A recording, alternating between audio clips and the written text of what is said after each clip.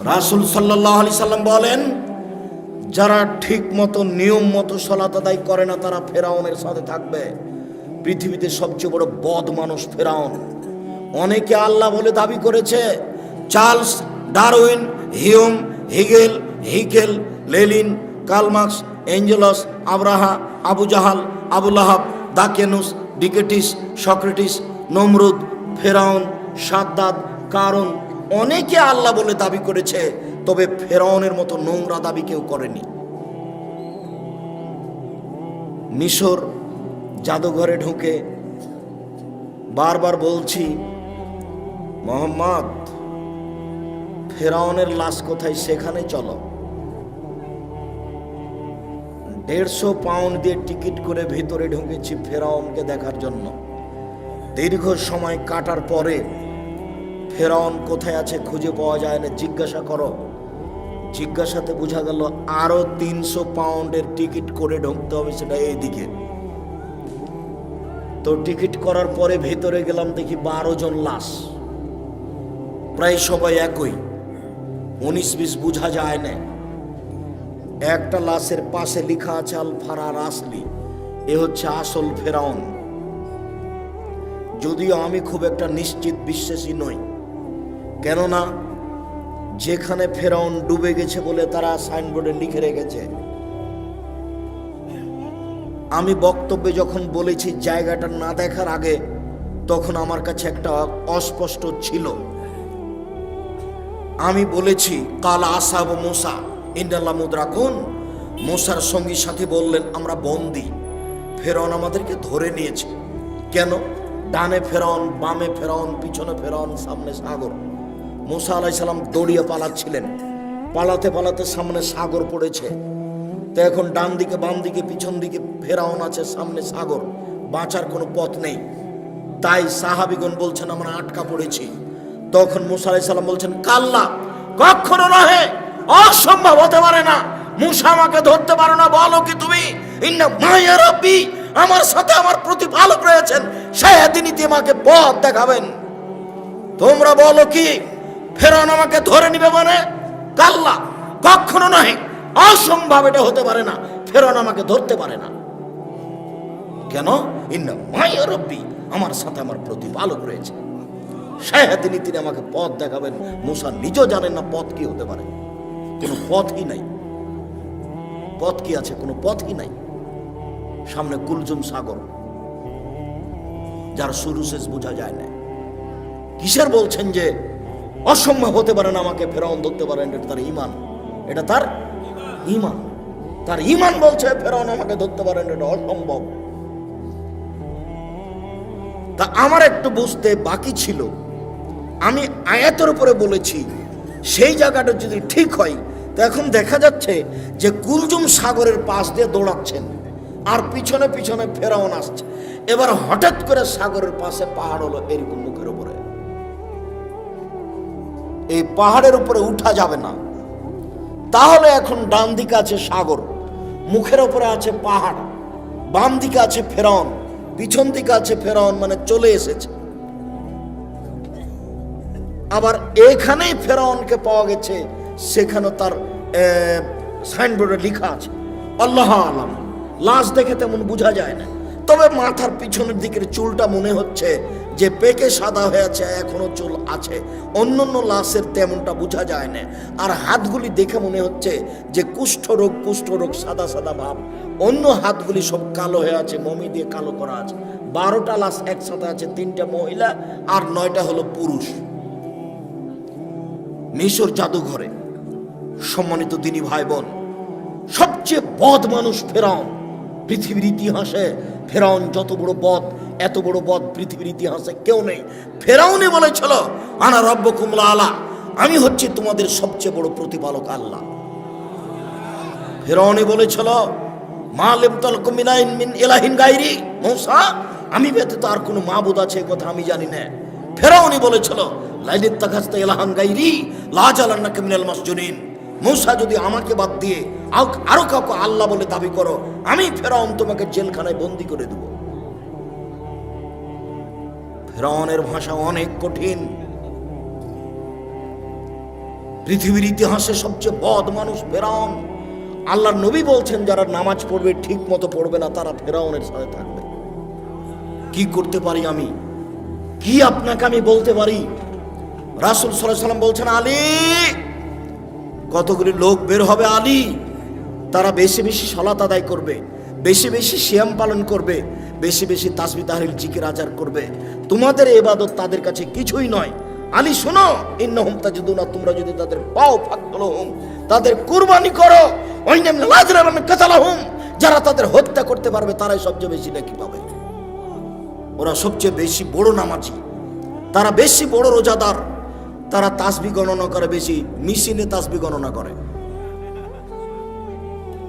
মেশিনে তাসবিহ। এই ছেলে, কিসে তাসবিহ গণনা করতে হবে? আঙ্গুলে। কেন? আঙ্গুল বিচার মাঠে সাক্ষী দিবে, কথা বলবে। মুরব্বী আব্দুর রাজ্জাক, শোনো বাবা, আমি মুরব্বী মানুষ, আমার বয়স ৮০, আমি যদি আঙ্গুলে তাসবিহ গণনা করি খালি আমার ভুল হয়, তো আমি কি তাসবিহ দানায় তাসবিহ গণনা করতে পারি? না। মরা পর্যন্ত যদি একদিনও ঠিক না হয় তবু নেকি পাবেন। কেন? আঙ্গুলে তাসবিহ গণনা করা কার নির্দেশ? মুহাম্মদ সাল্লাল্লাহু আলাইহি ওয়াসাল্লামের। আমি ঠিক করলাম কি ভুল করলাম আমি তার নিজে থেকে করিনি। তাসবিহ দানায় তাসবিহ গণনা করলে তাসবিহ কথা বলবে না, মেশিন কথা বলবে না। রাসূলকে অপমান করে জান্নাত কেনার চেষ্টা করিয়েন না। সম্মানিত দিনী ভাই বোন, আমি বলিনি যে আপনি, তবে আল্লাহ রাসূল বলেছেন এক শ্রেণীর নামাজিকে তোমরা হত্যা করো। হাদিস বুখারী মুসলিম। এই হাদিস বুখারীতে 18 বার এসেছে। এই হাদিস বুখারীতে কতবার এসেছে? 18 বার এসেছে। শুধু তাই বলেনি, তাদের বলেছেন তোমরা হত্যা করো, আদ সামুদের মতো হত্যা করার মতো করে, একেবারে মায়ের একাকার করে দাও। আরে আমি নামাজ পড়লাম তারপরে অবস্থা, তাহলে বোঝা যাচ্ছে যে নামাজ রাসূলের না হলে কবুল। তাহলে একটু দেখি কিভাবে। সাল্লু কামা রাআইতুমুনি উসাল্লি, পৃথিবীর মানুষ তোমরা সালাত আদায় করো যেভাবে আমাকে সালাত আদায় করতে দেখছো। তো এখন কি মুহাম্মদ সাল্লাল্লাহু আলাইহি ওয়াসাল্লাম বেঁচে আছেন? তো কিভাবে দেখবেন? হাদিস, ফাজাইল আমল, রিয়াজুস সালিহিন দেখেন, বুখারী দেখেন। বুখারী বললে তো মনটা খারাপ হবে, তো বুখারী থাকা আপাতত আজকের জন্য। আজকের জন্য কি দেখতে বলছি? রিয়াজুস সালিহিন, একটা হাদিসের কিতাব, সবই হাদিস আর দু একটা করে আয়াত দেওয়া আছে, সবই হাদিস সহিহ। আপনি রিয়াজুস সালিহিনের সালাত দেখেন, 1 মিনিট আল্লাহু আকবার, আল্লাহু আকবার বলার পূর্বে কোনো কথা বলবেন না। নাওয়াইতু নুসাল্লি বললেই চলে গেছেন। মানে আমার একটি কথা জানা থাকলে অন্যকে বলো, বনি ইসরাইলের কাহিনী বলো, কেউ যদি কোনো কথা আমার নামে বলে, সেই কথা যদি আমার না হয় তাহলে তার থাকার জায়গা জাহান্নাম। নয়তো নুসাল্লি আরবা রাকাতিল জোহরে, জোহরের 4 রাকাত সালাতের আমি নিয়ত করছি, মর্মে যদি কোনোদিন নিয়তের দোয়া প্রমাণ হয়ে যায়, আমি আব্দুর রাজ্জাক বিন ইউসুফ নোয়াখালী লক্ষ্মীপুর আসা তো দূরের কথা, আর জাতির সামনে দাঁড়াবই না। আল্লাহর কসম, আল্লাহর কসম আমি আর কোনোদিন দাঁড়াবো না। যদি নামাইতু নুসাল্লি আরবা রাকাতিল জোহরে, জোহরের 4 রাকাত নিয়ত করছি সালাতের, এটা যদি প্রমাণ হয়ে যায়। তো নিয়ত কি আব্দুর রাজ্জাক সাহেব? মনের পরিকল্পনা। ওই যে আজান হয়েছে, এখন ওযু করতে যাচ্ছেন, বলেন তো কিসের ওযু করতে যাবেন? সালাতের, জোহরের সালাতের। এটার নাম নিয়ত। যেটা অন্তরে জাগে, যেটা ভাবেন, সেটার নাম নিয়ত। নিয়ত মুখে নয়। আমার একটি কথা জানা থাকলে অন্যকে বলো, বনি ইসরাইলের কাহিনী বলো, কেউ যদি কোনো কথা আমার নামে বলে, সেই কথা যদি আমার না হয় তাহলে তার থাকার জায়গা জাহান্নাম। সালাম ফেরার পরে আপনি মাথায় হাত দেন, আমি নিষেধ করিনি। তো যদি মাথায় হাত না দেওয়া থাকে তাহলে কি হবে?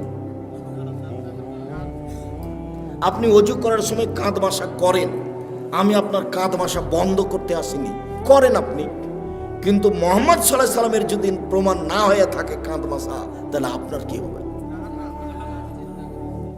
তাহলে আপনি বিবেচনা করে দেখেন, হুজুরকে বলেন, আপনি তো খুব ভালোবাসেন, আপনারা সমাজের দায়িত্ব পালন করেন, হুজুরকে মাঝে মধ্যে দাওয়াত দেন, খাওয়ারও দেন, বলবেন আগামীকালকে আহমদ মাওলানা সাহেব আপনাকে আমরা খুব ভালোবাসি, বেশ ভালো মন্দ বাড়িতে হলে আদর করে খাওয়ায়ও বটে, দয়া করে কাঁধ মাসা করার হাদিসটা উল্লেখ করবেন। আবু হুরায়রা রাদিয়াল্লাহু তাআলা আনহু বলেন, রাসূল সাল্লাল্লাহু আলাইহি সাল্লাম বলেছেন, অজু করার সময় কাঁধ মাসা করতে হবে। আবু দাউদ হাদিস নাম্বার এত, হাদিসটি সহিহ। সহিহ কেন বলতে হবে? এই জন্য যে আব্দুর রাজ্জাক সাহেব বলেছেন এই দেশে নাকি প্রায় 3 লক্ষ জাল হাদিস আছে। এইটা তো আবার সেটা নয়, এইটা আবার সেটা হলে তো বেকায়দা হয়ে যাবে। ফাজাইলে আমল বই লেখা আছে যে আদম আলাইহিস সালাম ভারত থেকে 60,000 বার হজ করতে গেছে। তাহলে 60,000 বার যদি হয় তাহলে বছরে একবার হজ, তাহলে আদমের বয়স কত? 60,000 বছর। নেন এবার কোন দিক থেকে কোন দিকে লেগে গেছে। হুজুর একবারই বেখাপ্পা কথা বলেছেন, একইবারই যে মানায় না। আমার এক চাচাতো ভাই বরিশাল থেকে এক মুফাসসির গেছেন তাফসীর করতে। তো তাফসীর শুনে এসে আমাকে বলছে যে তোরা ওইসব তাফসীর জানিস না। আচ্ছা কি তাফসীর একটু বলেন, তোরা ওগুলো জানিসই না, কিছু তো বলবেন, সেটা কি তোরা জানিস না? আচ্ছা বলেন শুনি। তো বলছে শোনো, আদম আলাইহিস সালাম ঘুম থেকে উঠে দেখছেন পাশে একজন সুন্দরী মহিলা, তো হাত বাড়ালছেন। তখন ফেরেশতা বলছেন থামেন। তো আদম আলাইহিস সালাম বলছেন কেন? বলে মোহর দিতে হবে। মোহর কি? বলে মুহাম্মদ সাল্লাল্লাহু আলাইহি সাল্লামের উপরে 1000 বার দরুদ পড়ে দিতে হবে। কোরআন মাজিদে সূরা বাকারাতে আল্লাহ বলেছেন যে আমি আদমকে সবকিছু শিখিয়ে দিয়েছি, সবকিছু। তো বউকে কিভাবে হালাল করতে হবে সেটাই তিনি জানলেন না? আরে নিজের বউকে হালাল করাই জানলেন না? শুনুন, কিয়ামত পর্যন্ত মুফাসসির সাহেব এই তাফসীর প্রমাণ করতে পারবে না। এদেশে একটা বই পাওয়া যায়, বইয়ের নাম তাফসীর কি মিথ্যা হতে পারে? জিজ্ঞাসাবোধক নাম। ওই বইয়ে যা তাফসীর আছে সবই মিথ্যে। বইয়ের নাম কি? তাফসীর কি মিথ্যা হতে পারে? কোনোদিন দেখেছেন বইটা? জি, এইখানে আছে কি না আমি তা জানি না, বাড়িতে থাকতে পারে। বইয়ে যা তাফসীর আছে সবই মিথ্যে। আইয়ুব আলাইহিস সালামের শরীরে পোকা হয়নি, ওই কথা মিথ্যে। দাউদ আলাইহিস সালাম কারো স্ত্রীকে দেখে পাগল হননি। এত বড় নবী আর একজনের বউকে দেখে যদি পাগল হয়ে যায় তাহলে নবী নন। এটা কোনো কথা হলো নাকি? আইয়ুব আলাইহিস সালামের স্ত্রী, একজন নবী মানুষের স্ত্রী আরেকজনের সাথে জিনা করে ধরা পড়ে যাবে? এত বড় আল্লাহর কাজ ঠেকানোর প্রয়োজন হয়ে গেছে? শুনুন, আল্লাহু আকবার বলে সালাত আরম্ভ করবেন। সুন্দর করে ওযু করে নেন। পেশাব পায়খানার প্রয়োজন থাকলে সেরে আসেন। পানি দিয়ে পবিত্রতা অর্জন করবেন। পানি না থাকলে ঢেল টিস্যু পেপার। আগে ঢেল টিস্যু পেপার পরে পানি, এই কথা মিথ্যে। আপনার টয়লেটে দেখছি খালি টিস্যু পেপারের বালতি। আগে ঢেল টিস্যু পেপার পরে পানি, এই কথা মিথ্যে। ঢেল টিস্যু পেপার নিয়ে 40 কদম হাঁটতে হবে, এটা নোংরামি। পায়ের উপরে পা উঠিয়ে খক খক করা বেহায়াই। আপনি মনে কষ্ট নেন না, আপনি আমার দিনী ভাই। আপনি পবিত্রতা অর্জন করছেন এভাবে। আপনার বউকে 40 কদম হাঁটান দেখি, আপনার বউ ঢেল নিয়ে হাঁটুক দেখি। তো আপনার বউ যদি ঢেল নিয়ে 40 কদম হাঁটে আর পায়ের উপরে পা উঠায়, তাহলে আপনাকে দেখতে কেমন লাগবে? তাহলে আপনাকে মহিলাটাকে দেখতে যেমন যেমন লাগবে, মহিলাটা আপনাকে দেখতে তেমন তেমন লাগে। এরকম কাজ ধর্ম হতে পারে না। আপনাকে আরো বলছি, 40 কদম পরে আপনি টিস্যু ফেলেন, মনে হবে পেশাব আসলো। 40 কদম না, 40 দিন পরে যদি ফেলেন তবে মনে হবে। কেন? এটা আপনার ধারণা হয়ে গেছে। সহজ পথ। পেশাব হয়ে গেছে, পানি দিয়ে পবিত্রতা অর্জন করেন, হাতটা মেজে নেন। এখন যদি মনে হয় যে 1 ফোঁটা পেশাব আসলো, তাহলে অজু করার সময় একটু পানি এলে লজ্জাস্থানে সামনাসামনি এভাবে ছিটিয়ে দেবেন। বুঝাতে পারিনি? বাস, পবিত্রতা শেষ। আর ভিতরে এটা ধারণা করতে হবে না। ধারণা করলেই 40 কদম পরে যদি টিস্যু ফেলেন তবু মনে হবে। ওই পথই যায় না, বিপদ। আল্লাহু আকবার। ডান হাতের কবজি বাম হাতের কবজির উপরে রাখবেন। দুই পায়ের গোড়ালি জমা করবেন না।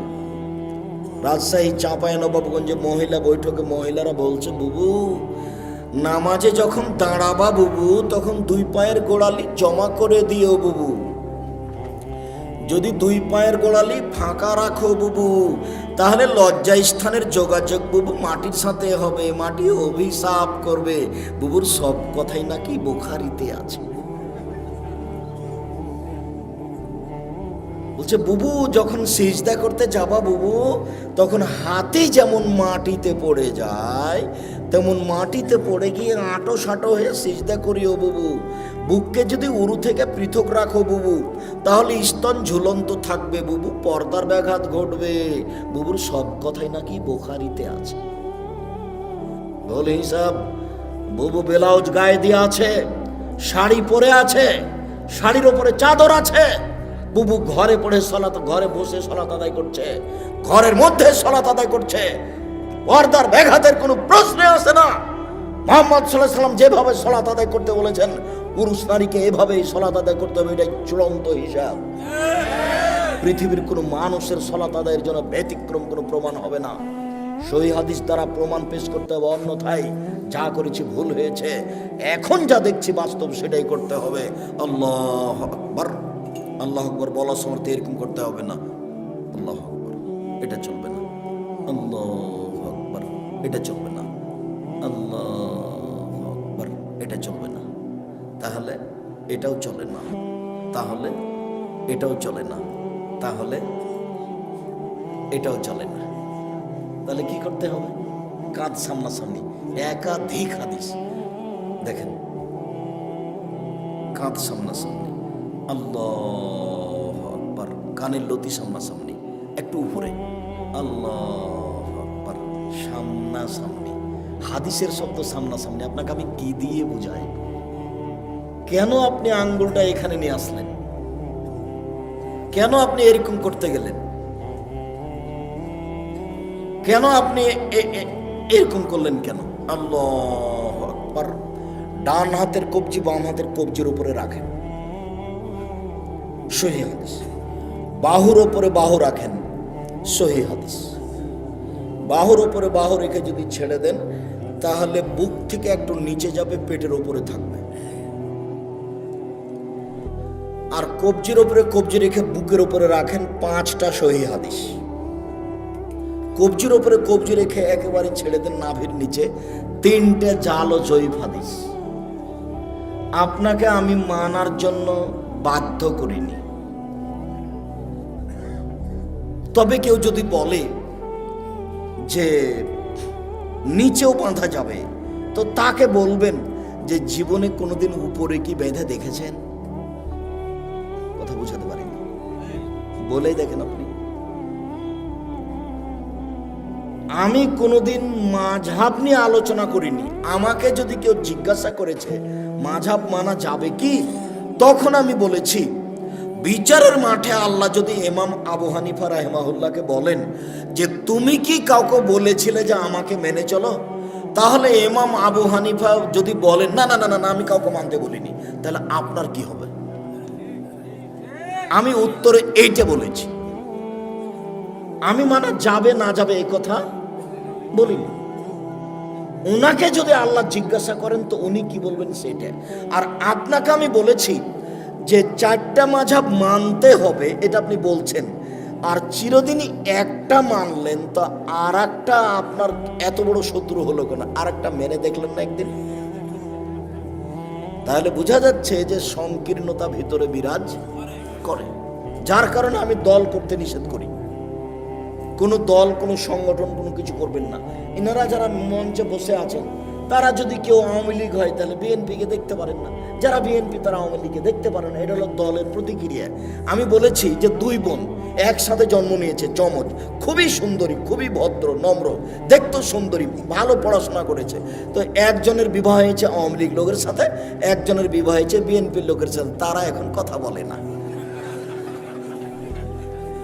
এটা কি হলো? এটা হলো প্রতিক্রিয়া, এটা হলো প্রতিক্রিয়া, এটা হলো সংকীর্ণতা। জেহেনটা খালি রাখেন, শুধুমাত্র আল্লাহ এবং আল্লাহ রাসূলের কথা মানবো, তখন সব সহজ।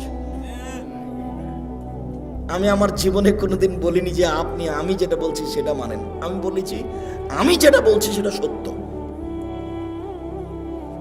তবে মানুষ এসে যদি আমার কোনো জায়গাতে ভুল দেখা যায় তাহলে আমি ছেড়ে দিতে বাধ্য থাকবো। আমি তো আর ফেরেশতা নই। আল্লাহু আকবার। হাত বেঁধে সানা সুবহানাকা আল্লাহুম্মা ওয়া বিহামদিকা ওয়া তাবারাকা ইসমুকা ওয়া তাআলা জাদ্দুকা লা ইলাহা গায়রুক বলতে পারেন। আল্লাহুম্মা বা'id বাইনি ওয়া বাইনা খাতায়ায়া কামা বা'আদতা বাইনাল মাশরিক ওয়াল মাগরিব। খুব গুরুত্বপূর্ণ দোয়া বলতে পারেন। আউযু বিল্লাহি মিনাশ শাইতানির রাজিম। বিসমিল্লাহির রহমানির রহিম। আলহামদুলিল্লাহি রাব্বিল আলামিন। বিশ্ব জগতের প্রতিপালকের প্রশংসা। আর রহমানির রহিম, তিনি হচ্ছেন পরম দাতা দয়ালু। মালিক ইয়াউমিদ্দিন, তিনি হচ্ছেন বিচার দিনের মালিক। ইয়াকা না'বুদু, একমাত্র তোমার ইবাদত করি। ওয়া ইয়াকা নাস্তাইন, একমাত্র তোমার কাছে সাহায্য চাই। ইহদিনাস সিরাতাল মুস্তাকিম, তুমি আমাকে সোজা পথ দেখাও। সিরাতাল লাযিনা আন'আমতা আলাইহিম, ওই পথ তুমি দেখাবে যাদের ভালোবেসেছো। গায়রিল মাগদুবি আলাইহিম ওয়ালাদ-দাল্লিন, ওদের পথ দেখাও না যারা ভ্রান্ত। যাদের উপরে তুমি অসন্তুষ্ট হয়েছো তাদের পথ তুমি দেখাও না। আমিন। দীর্ঘ সময় ধরে তোমার দরবারে যে প্রার্থনা করলাম সেই প্রার্থনা তুমি কবুল করো। মনে রাখবেন সম্মানিত দিনী ভাই বোন, দুয়ার জগতে সবচেয়ে ব্যতিক্রম দোয়া হলো সূরা ফাতিহা। আমার বুঝে, আমি যেটুকু ভাঙাচোরা কোরআন হাদিস বুঝি, তাতে সূরা ফাতিহার চেয়ে পৃথিবীতে দামি কোনো দোয়া নেই। আরেকটা মনে রাখবেন, খুব প্রশংসা প্রিয়, খালি আলহামদুলিল্লাহ বললেই খুশি। আলহামদুলিল্লাহ, ওই জন্য আল্লাহ রাসূল বলছেন আফজালু দুআয়ে আলহামদুলিল্লাহ, সবচেয়ে উত্তম দোয়া কি? আলহামদুলিল্লাহ। আলহামদুলিল্লাহ বলার পরে বলছে আকাশ জমিন ভর্তি নেকি দিয়ে দিলাম। যা কত নেকি দিয়ে দিলাম আলহামদুলিল্লাহ। এই জন্য তাসবিতে দিয়ে দেওয়া হয়েছে আলহামদুলিল্লাহ আলহামদুলিল্লাহ আলহামদুলিল্লাহ, মানে খুবই খুশি, খুব প্রশংসা প্রিয়। আপনি খালি আলহামদুলিল্লাহ বলেন খুব খুশি, সুবহানাল্লাহি ওয়া বিহামদিহি বলেন খুব খুশি, সুবহান রাব্বিল আযীম বলেন একবারে খুশিতে আটখান, সুবহান রাব্বিল আলা বলেন খুব খুশি, মানে আপনি তার খুব পবিত্রতা বর্ণনা করেছেন। প্রশংসা করে কিছু চাইলে দিয়ে দিবেন, নাও কি দিবে নাও, আমি খুশি হয়ে গেছি। প্রশংসা করে শুরু করেছেন, এক সমস্ত প্রশংসা তোমার, আর রহমানের রহিম পরম দাতা দয়ালু তুমি, মালিকে ইয়াউমিদ্দিন বিচার দিনের মালিক তুমি, ইয়াকা না'বুদু একমাত্র তোমারই ইবাদত করি, ওয়া ইয়াকা নাস্তাইন একমাত্র তোমার নিকটে সাহায্য চাই, ইহদিনাস সিরাতাল মুস্তাকিম তুমি আমাকে সোজা পথ দেখাও। ওরা বলে আমাকে এই পথের, ওরা আমাকে এই পথে ডাকে, ওরা আমাকে এই পথে ডাকে, আমি কোন পথে যাই? তুমি আমার একটা কথা শোনো, তুমি আমাকে সোজা পথ দেখাও। যার কারণে এই সূরাটার শেষে আমিন আছে, বিসমিল্লাহ বলে আরেকটা সূরা, আল্লাহু আকবার বলে হাত ছেড়ে দিয়ে রুকুতে যাবেন। হাত দুটি রডের মতো সোজা থাকবে, আঙ্গুলগুলি খোলা খোলা থাকবে, মাথা উঁচুও থাকবে না, মাথা নিচুও থাকবে না, পিঠটা এরকম উঁচু থাকবে না, সোজা থাকবে। দোয়া পড়েন সামি আল্লাহু লিমান হামিদা, হাত ওই পর্যন্ত উঠাবেন, দাঁড়িয়ে থাকবেন, যাবেন না সিজদায়, একবারে সোজা দাঁড়িয়ে থাকবেন। সব হাতের জোড়ের সব জোড়গুলিকে স্ব স্থানে যেতে হবে। রুকু থেকে উঠে যদি সিজদায় চলে যান, এ ইবাদত, এ নামাজ কবুল হবে না। দাঁড়িয়ে থেকে যান, দোয়া পড়তে থাকেন, দোয়া শেষ হয়ে গেলে সিজদায় চলেন। আমরা শেষের দিকে চলে এসেছি, সিজদায় চলেন। 7 হাড়ের উপরে সিজদা করতে হবে, নাক কপাল 1, 2 হাত 3, 2 হাঁটু 5, 2 পায়ের বৃদ্ধাঙ্গুল 7। সিজদায় হাত পা চুলকাবেন না। সিজদায় গিয়ে যদি গাও চুলকান তাহলে এখন মাটিতে আছে 6টা, বুঝতে পারলেন না? তাহলে আদে সমন্বয় হয়েছে, সলাৎ কবুল হবে না। সিজদায় গিয়ে যদি একটা পা উঠে আর একটা পা চুলকান তাহলে এখন মাটিতে কয়টা আছে? 6টা। অথচ সিজদার সময় মাটিতে কয়টা থাকবে? 7টা। নাক আগে না কপাল আগে এই কথা নয়, দুটাই মাটিতে লেগে থাকবে, এটা কথা। নাক কপাল 1, 2 হাত 3, 2 হাঁটু 5, 2 পায়ের বৃদ্ধাঙ্গুল 7। হাত দুটির আঙ্গুল জমা জমা করে কানের পাশে রাখবেন, কনুইকে এভাবে উঠে রাখবেন, পেটের নিচ দিয়ে যেন ছাগলের বাচ্চা পার হতে পারে, সহিহ হাদিস। নারী পুরুষ সবারই একই হুকুম, কোনো পার্থক্য নেই। সিজদা থেকে উঠে দোয়া পড়েন, আবার সিজদাই যান, উঠে আসেন, এ হলে 1 রেকাত, আরো 1 রেকাত, এ হলো 2 রেকাত। আত্তাহিয়াতুর বৈঠক হলে পায়ের পাতার উপরে বসবেন। আর যদি সালামের বৈঠক হয় তাহলে বাম পাকে ডান দিকে বের করে দিবেন, নিতম্বের উপরে বসবেন, ডান পাটা খাড়ো হয়ে থাকবে, বাম হাতের আঙ্গুল জমা জমা করে হাঁটুর উপরে রাখবেন, ডান হাতের আঙ্গুলের কনিষ্ঠ আঙ্গুল এবং তার পরেরটা জমা করবেন। করেন তো দেখি। বৃদ্ধাঙ্গুলের পরের আঙ্গুলের নখের উপরে পেটটা রাখেন, অবিরাম নড়বে আত্তাহিয়াত হয়ে গেলে সালাম পর্যন্ত। একবার উঠানোর পৃথিবীতে ভুয়া হাদিসও নেই, এটা এমনিতেই চলছে। অবিরাম নড়বে, যতবার নড়বে ততবার শয়তানকে আঘাত করা। আত্তাহিয়াত, দরুদ, দুআয়ে মাসুরা। তারপরে আমার একটা পরামর্শ, সেটা কি বলেন তো? রব্বির হামহুমা কামা রাব্বায়ানি সাগীরা।